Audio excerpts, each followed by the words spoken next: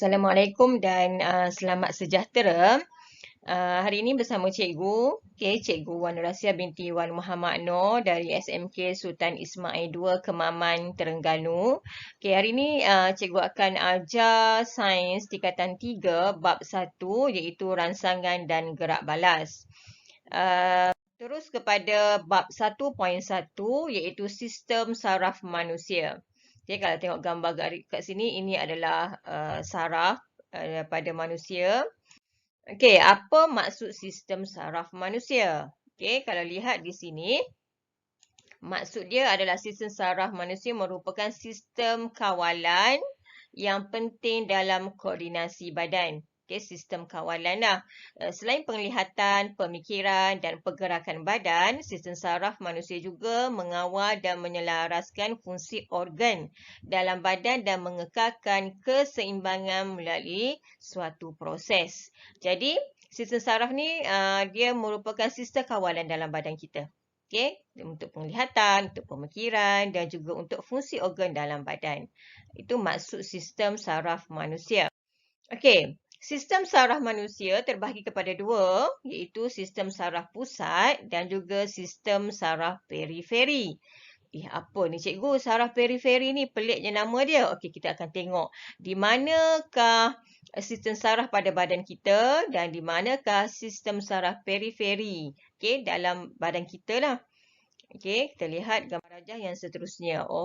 Ini adalah gambar manusia yang menunjukkan di mana terletaknya kedua-dua sistem saraf yang cikgu sebutkan tadi. Kalau lihat gambar di sini, yang cikgu sebut tadi, kita ada dua kan? Ada sistem saraf pusat dan juga sistem saraf periferi. Sistem saraf pusat sebenarnya dia mengandungi dua bahagian, iaitu otak dan juga saraf tunjang. Itu kedua-duanya adalah terkandung di dalam sistem saraf pusat. Manakala sistem saraf periferi, dia adalah terkandung iaitu saraf kranium, di bahagian kepala dan juga saraf spina. Yang kita nampak yang banyak ni, ini adalah saraf spina. Bahagian atas ni adalah saraf kranium. Itu adalah dipanggil sebagai sistem saraf periferi. 12 pasang saraf kranium hubung otak dengan organ diria dan organ dalaman. Dia akan gabungkan otak dan juga organ diria dan organ dalaman. Manakala 31 pasang saraf spina, hubungkan saraf tunjang. Ini saraf tunjang dengan otot rangka. Itu adalah yang berkaitan dengan sistem saraf periferi. Jadi, nampak dengan jelas kan? So, saraf manusia ni ada dua, iaitu sistem saraf pusat dan juga sistem saraf periferi. Apa fungsi sebenarnya? Apa fungsi sistem saraf ni? Yang pertama, dia adalah untuk mengesan rangsangan. Bila jari tercucuk jarum, rasa sakit. Terkena ais batu, rasa sejuk. Itu maksudnya dia mengesan rangsangan. Dengar bunyi bising, maksudnya telinga kita mengesan rangsangan di sekeliling kita lah. Yang kedua, menghantar maklumat dalam bentuk impuls. Ini adalah bahagian dalam sistem perjalanan lah, daripada rangsangan hingga kepada gerak balas. Dan yang ketiga, menghasilkan gerak balas yang sesuai. Ada tinggal S kat sini. Menghasilkan gerak balas yang sesuai. Contohnya kalau kita terkena periuk panas, rangsangan rasa panas, so gerak balas kita tentulah kita cepat-cepat alihkan tangan kita daripada terkena periuk panas. So dia menghasilkan gerak balas yang sesuai. So kat sini disenaraikan 3 fungsi sistem saraf manusia. Okey, gerak balas badan manusia terbahagi kepada dua. Tadi cikgu kata untuk menghasilkan gerak balas. Maksudnya kalau kita kena periuk panas, kita cepat-cepat angkat tangan kita jauhkan daripada panas itu. Okey, sebenarnya gerak balas itu terbahagi pada dua. Yang pertama dipanggil tindakan terkawal dan yang kedua tindakan luar kawal. Okey, apa tindakan terkawal ni? Apa tindakan luar kawal? Apa beza dia? Okey, jom kita tengok. Okey, tindakan terkawal adalah tindakan yang disedari. Oh, kita tahu, kita sedar apa yang kita buat. Okey, tindakan yang disedari dan dilakukan mengikut kehendak seseorang. So, orang tu tahu nak buat apa, lepas ni nak buat apa. Okey, ianya dikawal oleh otak. Sempat fikirlah. Okey, nak buat apa? Sebab dia dikawal oleh otak. Okey, contoh dia apa? Membaca, menulis. Hari ni rasa macam nak tidur lah. Hari ni rasa nak pergi berjoging lah. So, itu adalah tindakan terkawal. Kita sedar apa kita nak buat. Okay. Dikawal oleh otak dan gerak balas ini yang sesuai lah. Okay. Makan, minum itu adalah tindakan terkawal.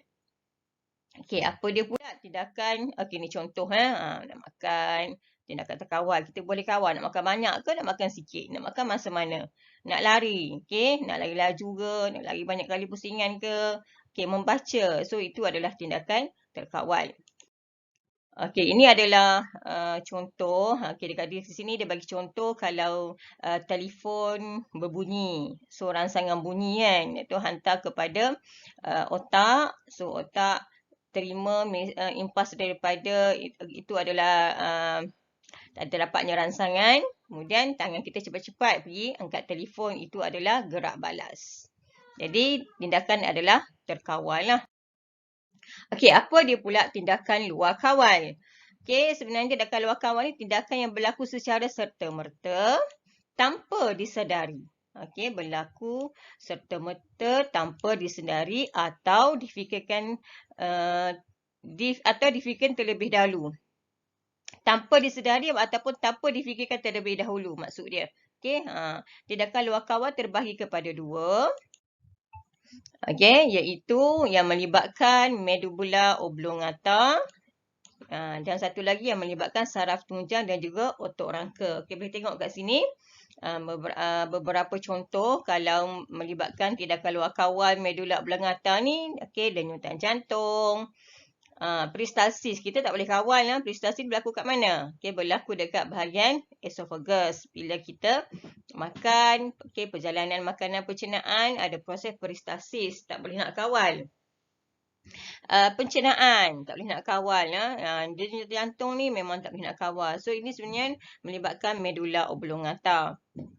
Okay, untuk saraf tunjang, contoh dia muntah, okay, menarik jari bila tersentuh objek panas, okay, objek tajam. Ini melibatkan saraf tunjang dan juga otot rangka. Ini struktur. Cikgu tunjukkan struktur di mana. Sebut-sebut medula oblongata tak tahu di bahagian mana dekat badan kita. Yang di bahagian otak dan dia adalah satu struktur yang panjang ni. Okay, ini adalah medula oblongata.